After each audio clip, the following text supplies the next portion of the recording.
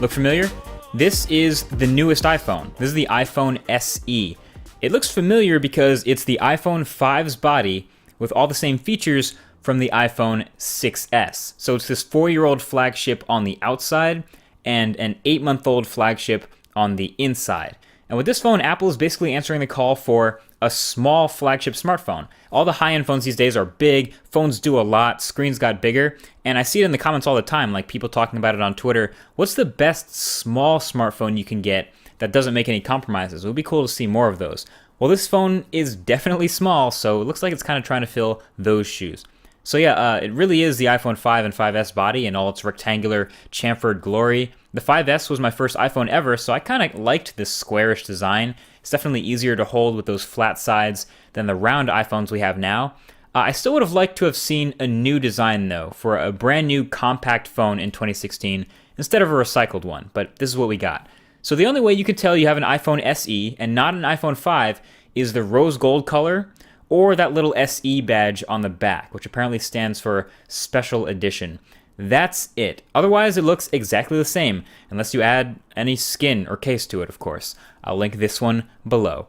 But when I first got the SE out the box, I'd been using, big phones for the past few years, so seeing a tiny phone that just gets swallowed up in my hands was like, nope, no way. No way I could use this phone every day and do all the same stuff that I'm used to doing on a bigger screen.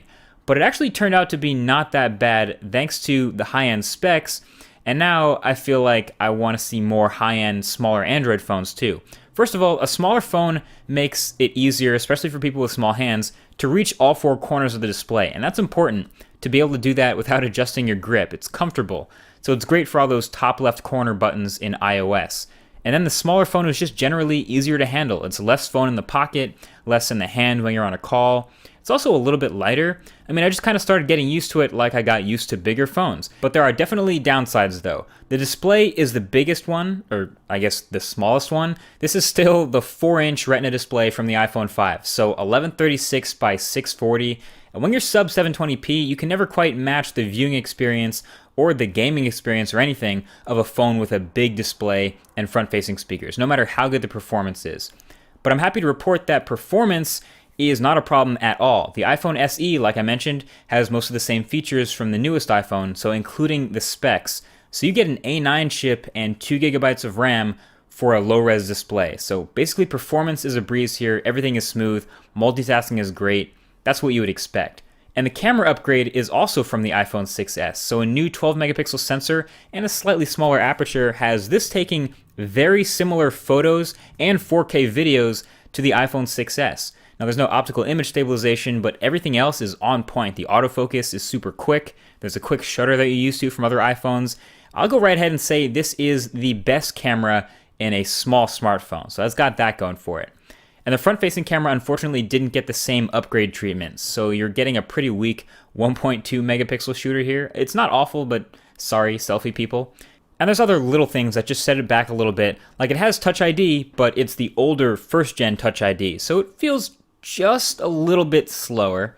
And there's no force touch pressure sensitivity, again, from the newer iPhones, so no force touching shortcuts, and stuff like live photos uses a long press instead. Now, I think, again, if Apple had designed a new small iPhone for 2016, they'd have both of those things. They'd have the new Touch ID and Force Touch. But again, since they recycled the old body, there's not quite enough room for that.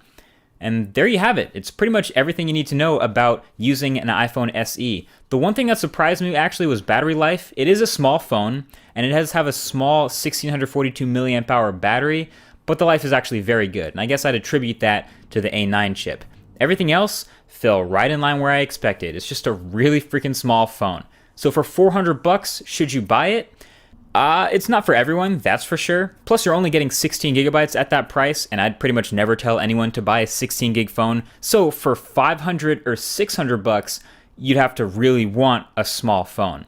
After using it for a while, especially for reachability, I kind of get the desire for smaller phones. Not saying I could personally do it forever, it's just not my thing, but I get it. Thanks for watching, and I'll talk to you guys in the next one. Peace.